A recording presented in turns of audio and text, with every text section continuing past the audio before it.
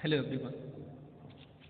कल हमने BSc first year में पेपर सेकेंड के अंतर्गत जो टॉपिक डिस्कस किया था, रिप्रोडक्टिव सिस्टम ऑफ चीज पेंटागन।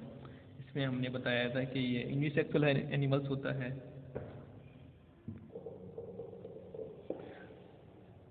उसके बाद हमने इसके डायग्राम को डिस्कस किया था, ये इसकी लाइफ हिस्ट्री एंड डेवलपमेंट को। आज हम बात करने जा रहे हैं डायग्राम के बाद डेवलपमेंट एंड लाइफ हिस्ट्री। एस्टेडियास में भ्रूणीय विकास यानी एम्ब्रियोनिक डेवलपमेंट इनडायरेक्ट टाइप का होता है। इसमें लार्वा का निर्माण होता है। संपूर्ण क्रिया निम्न प्रकार से होती है। इनडायरेक्ट मैंने पहले भी बताया है कई बार, जहाँ पर लार्वा की फॉर्मेशन हो बटा इनडायरेक्ट, और जहाँ पे जैसा एडल्ट है वैसा ही अगर उनके बच्चे हों वो डायरेक्ट डेवलपमेंट होता है। फर्टिलाइजेशन एस्टेडियास की अधिकतर जाति में वर्ष में केवल एक जनन काल होता है। ब्रीडिंग सीजन में मेल्स एंड फीमेल से सेक्स सेल यानी गैमीट्स स्पर्म एंड ओवा छोड़े जाते हैं, जिनका मिलन समुद्र में होता है। फर्टिलाइजेशन इज एक्सटर्नल अगर इन सी वाटर ऑफ एस्टेडियास, यानी जिसमें जो फर्टिलाइजेशन की प्रोसेस है वो एक्सटर्नल होगी और कहाँ होगी? सी वाटर में, यानी समुद्र के अंदर प्रेजेंट होगी। नेक्स्ट, इसमें अर्ली डेवलपमेंट देखा जाता है। अर्ली डेवलपमेंट में क्या होता है, जो सी स्टार में फर्टिलाइजेशन के उपरांत जाइगोट की फॉर्मेशन होती है। यह यहाँ 1/2 मिलीमीटर व्यास वाला एवं कम योग युक्त रचना होती है। ऐसे इस ऐसे जो वो होते हैं आपके योग युक्त रचना होती है, उनको माइक्रोलेसिकल बोलते हैं। अब बात करते हैं क्लीवेज। क्लीवेज जो होता है, इसमें क्लीवेज में जाइगोट में होलोब्लास्टिक इक्वल टाइप क्लीवेज होता है।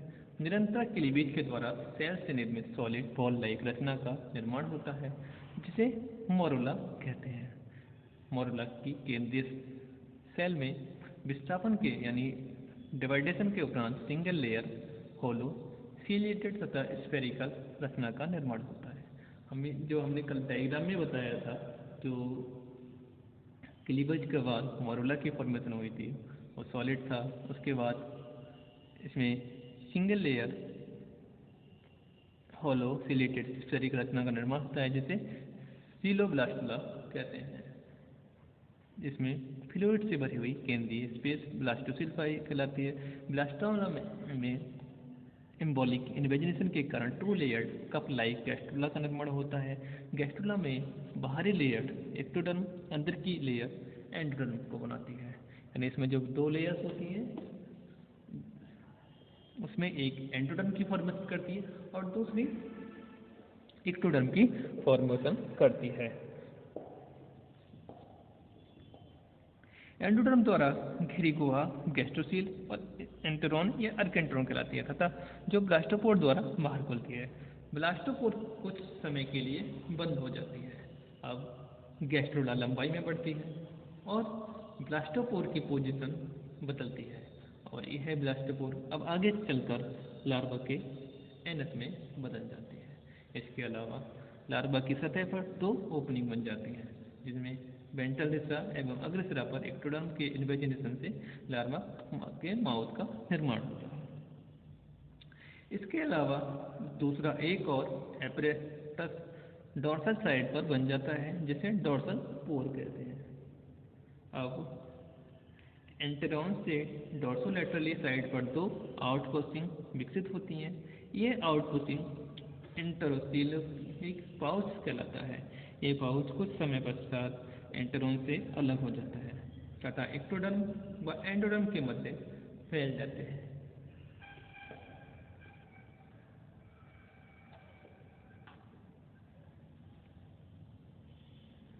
तथा सीलोम विद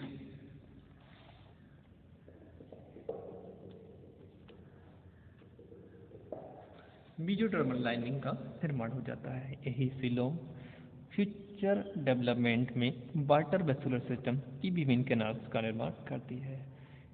इस प्रकार एम्ब्रियो इस अवस्था पर एक स्वतंत्र जीवी लार्वा में बदल जाता है। लार्वल डेवलपमेंट जाइगोट से लार्वल डेवलपमेंट की बात करें, जाइगोट से 1 सप्ताह के विकास के उपरांत बाइपिनेरियल लार्वा बनता है। यह स्वतंत्र जीवी बायलैटरल सिमेट्रिकल लार्वा है। इसमें प्री ओरल सीलेटेड बैंड तथा पोस्ट ओरल सीलेटेड बैंड तथा प्री ओरल लोब्स पाया जाता है। इस लार्वा से निकलने वाले लोब की डायरेक्शन फ्यूचर आर्म्स को करस्पॉन्ड करते हैं। यानी जो बाइपिनेरियल लार्वल डेवलपमेंट में बाइपिनेरियल लार्वा है, बाइपिनेरियल लार्वा कैसा होता है? स्वतंत्र जीवी होता है, मतलब ये फ्रीली वाटर में घूमता रहता है, अपने सीलिया के द्वारा स्वतंत्र रूप से उसमें तैरता रहता है। इस लार्वा में आहार नाल, सीलम तथा सीलोमिक एपरेटस पाया जाता है। लार्वा डायटम्स आदि पर फीड करता है तथा अपने प्री ओरल लोब को आगे की दिशा की ओर रखता हुआ क्लॉकवाइज रोटेशन में तैरता है और कुछ समय पश्चात बाइपिनेरियल लार्वा नेक्स्ट लार्वल स्टेज में बदल जाता है, जिसे ब्रैक्युलर लार्वा कहते हैं। यानी जो बाइपिनेरियल लार्वा है फैंटासिरोस का, वो फ्री लिविंग लार्वा है, यानी फ्री वाटर करंट में क्लॉकवाइज, जैसे कि घड़ी घूमती है, घड़ी की सुइयां घूमती हैं क्लॉकवाइज डायरेक्शन में, उस डायरेक्शन में ये घूमता है। और जो डायटम्स होते हैं, यानी जो छोटे छोटे माइक्रो ऑर्गेनिज्म प्लांट्स होते हैं, उस डायटम्स जो कि जल के अंदर होते हैं, उस पर ये फीड करता है। और कुछ समय के उपरांत यह जो नेक्स्ट लार्वल स्टेज है, यानी ब्रैक्युलर लार्वा, जो कि अटैच्ड फॉर्म है, जो आगे चलकर अटैच्ड हो जाती है सबस्ट्रेट के साथ, उसमें कन्वर्ट हो जाता है। अब बात करते हैं ब्रैक्युलेरा लार्वा। इस लार्वा में बाइपिनेरियल लार्वा के दोनों साइड लोब्स लंबाई में बढ़ जाते हैं, यानी जो दोनों साइड लोब्स होते हैं वो कैसे होते जाते हैं? लंबाई में बढ़ जाते हैं और पतले सीलेटेड ब्रैक्युलर आर्म्स में बदल जाती हैं। Larval arms move and contraction करती हैं। प्री ओरल आर्म्स से भी कुछ रचनाएं बाहर निकलती हैं, जिन्हें ब्रैक्युलर आर्म्स कहते हैं। इन आर्म्स में भी सीलोमिक स्पेस पाई जाती है तथा इन आर्म्स के छोर पर चिपकने वाली सेल्स विकसित हो जाती हैं, जो अब सकर्स या फिक्सेशन डिस्क के रूप में कार्य करती हैं। इसी डिस्क के द्वारा लार्वा कायांतरण के समय किसी आधार से चिपक जाते हैं, अटैच हो जाती हैं। अब बात करते हैं मेटामॉर्फोसिस, यानी इसमें जो कायांतरण की प्रोसेस है वो किस तरीके से होती है। तो 6 से 7 वीक में ब्रैक्युलेरिया लार्वा बॉटम की ओर बैठने लगता है और किसी सॉलिड ऑब्जेक्ट से चिपक जाता है। मतलब 6 से 7 सप्ताह के बाद जो ब्रैक्युलेरिया लार्वा है वो सबस्ट्रेटम यानी किसी आधार से चिपक जाता है और बायलैटरली सिमेट्रिकल लार्वा कायांतरित होकर रेडियली सिमेट्रिकल एडल्ट में बदल जाता है। लार्वल माउथ एवं एनस समाप्त हो जाते हैं तथा एक न्यू एनस राइट साइड पर तथा एक माउथ लेफ्ट साइड पर बन जाता है। लार्वा की लेफ्ट एवं राइट साइड अब आगे चलकर ओरल एंड एवरल सरफेस में बदल जाती है, यानी जो माउथ वाला पोर्शन होता है वो उसका ओरल सरफेस बन जाता है और एनस वाला जो पोर्शन है वो एवरल सरफेस में कन्वर्ट हो जाता है। धीरे धीरे 5 लोब्स रेडियल पोजीशन पर विकसित हो जाते हैं, जिन्हें आर्म्स यानी रूडिमेंट कहा जाता है। यह रेडिमेंट्स ओरल एवरल एक्सिस के चारों तरफ विकसित होते हैं। यानी जो लार्वा है ब्रैक्युलेरिया लार्वा, उसमें अब रूडिमेंट्री आर्म्स का डेवलपमेंट होने लगता है और ये एक्सिस के चारों तरफ विकसित हो जाती हैं।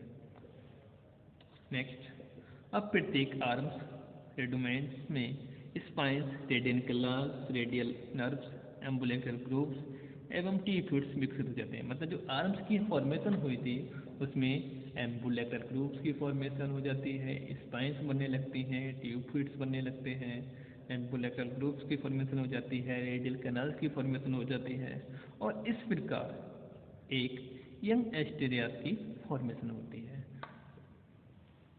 यानी जो डेवलपमेंट है इसका उसमें सर्वप्रथम स्पर्म एंड ओवा आपस में फ्यूज होकर जाइगोट की फॉर्मेशन करते हैं। जाइगोट की फॉर्मेशन के बाद इसमें मोरुला की फॉर्मेशन होती है। मोरुला के बाद इसमें ब्लास्टुला बनता है। ब्लास्टुला के बाद गेस्टुला की फॉर्मेशन होती है। गेस्टुला के बाद बाइपिनेरियल लार्वा जो कि फ्री स्विमिंग लार्वा था, जो कि समुद्र में क्लॉकवाइज डायरेक्शन में तैरता रहता था और छोटे छोटे प्लांट्स तथा एनिमल्स यानी जो डायटम्स होते हैं या एल्कल्स होते हैं उन पर फीड करता है और कुछ समय के बाद ये ब्रैक्यूलेरियल लार्वा में कन्वर्ट हो जाता है। और जब ब्रैक्यूलेरियल लार्वा होता है कुछ समय के बाद ये किसी सबस्ट्रेट के द्वारा चिपक जाता है और इसमें जो एनस था और माउस था वो समाप्त हो जाता है और इसमें एक पेंटागोनल टाइप का स्ट्रक्चर जो कि एंटीरियर साइड की तरफ है वो बिल्ड बनने लगता है, जिसमें 5 आर्म्स का विकास हो जाता है और जो आर्म्स बनती हैं उसमें स्पाइंस, एम्बुलेक्टर ग्रूम्स तथा रेडियल कैनाल, रेडियल नर्व्स की फॉर्मेशन हो जाती है। और जो ब्रैक्यूलोरा लार्वा है ये आगे की तरफ से